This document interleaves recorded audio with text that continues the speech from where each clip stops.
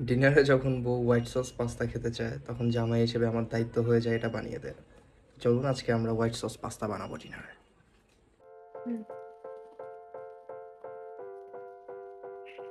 Make sure যেটা যেখান থেকে নেবেন সেখানেই গুছায় রাখবেন, না হয় পরে মার খাইতে পারেন। এরপর হাতের কাছে যে ডেকচিটাই পেলাম ওইটাতেই একটু পানি নিয়ে সুন্দর করে বসাই দিলাম গরমের জন্য। এত কাহিনীর সময় নাই, প্যান নিবো, এটা করবো সেটা করবো, যেটা পাইছি ওইটাতেই দিয়ে দিছি। After all we are man. এরপর নিজের মনের মাধুরী মিশিয়ে আন্দাজ মতো লবণ দিয়ে দিচ্ছি। ও আচ্ছা, একটু তেলও নাকি দিতে হয়, ফার্স্টে ভুলে গেছিলাম, পরে পিয়া মনে করাই দিছে। বাসায় কিছু সসেস ছিল, ওগুলোও কেটে নিলাম। আর ওইদিকে পিয়া সার্বক্ষণিক তদারকির মধ্যে ছিল যাতে আমি কিচেনে কোনো ধরনের মেস না করে ফেলি। পানিটা একটু গরম হয়ে আসার পরে আমি পাস্তাগুলো দিয়ে দিচ্ছি। And please don't ask me যে এই পাস্তাগুলো কোথায় কিনেছি। এগুলো আসলে পিয়ার নানু বাইরে থেকে এনেছে।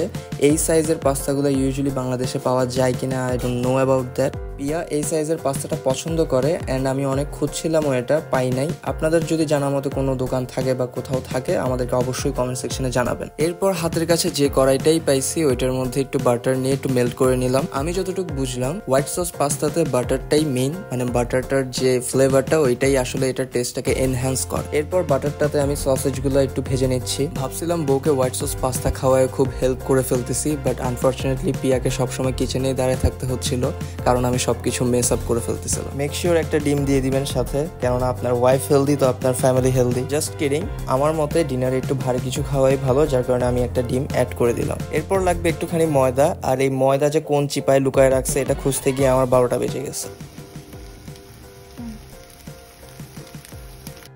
ফাইনালি আমি ময়দাটা পেয়ে গেলাম। 1 চামচ ময়দা দিয়ে একটু হালকা নাড়াচাড়া করে সাথে সাথে দুধটা দিয়ে দিতে হবে। আর এই পুরো প্রসেসটাই কিন্তু অল্প আঁচে করতে হবে। আর হ্যাঁ, অবশ্যই কনস্ট্যান্টলি নাড়াচাড়া করতে হবে, না হলে ময়দাগুলো লাম্পস হয়ে যাবে। তারপর একটু চিজ পাউডার দিয়ে দিচ্ছি। এটা পাস্তার প্যাকেটেই ছিল, ফুল প্যাকেট দিয়ে দিলে এটা ম্যাক এন্ড চিজের মতো হয়ে যাবে, যেটা পিয়া পছন্দ করে না, যার কারণে আমি খুবই অল্প পরিমাণ করে দিয়ে দিলাম। ওইদিকে আমাদের পাস্তাটাও সিদ্ধ হয়ে গেছে অ্যান্ড আমি স্ট্রেন করে নিচ্ছি।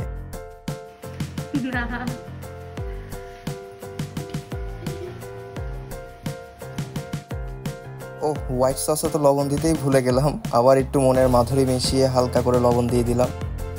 লবণ আর সাথে একটু পরিমাণ মতো ব্ল্যাক পেপারও দিয়ে দিচ্ছি। হোয়াইট সস পাস্তার মেইন মশলাই হচ্ছে লবণ অ্যান্ড ব্ল্যাক পেপার। ভালো মতো মিক্স করে আমি পাস্তাটাও দিয়ে দিলাম এটার মধ্যে। পাস্তাটা দেওয়ার পরে আমার রিয়েলাইজ হলো যে আমি একটা ভুল করে ফেলেছি, এখানে সস কম হয়েছে এবং পাস্তা বেশি হয়ে গেছে। যাই হোক, কমপ্লিটলি বানাইতে পারছি, এটাই আমার জন্য অনেক। এবার একটা বাটিতে ঢেলে নিচ্ছি। লুক অ্যাট দ্য কালার, এত পারফেক্ট হয়েছে, আমি অনেক হ্যাপি ছিলাম এটা নিয়ে। এবার ওয়াইফকে পরিবেশন করি এবং তার রিয়াকশন দেখি। নাও তোমার ক্রেভিং।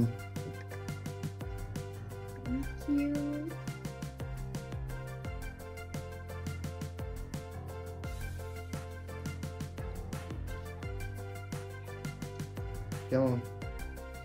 লবণ বেশি হয়েছে।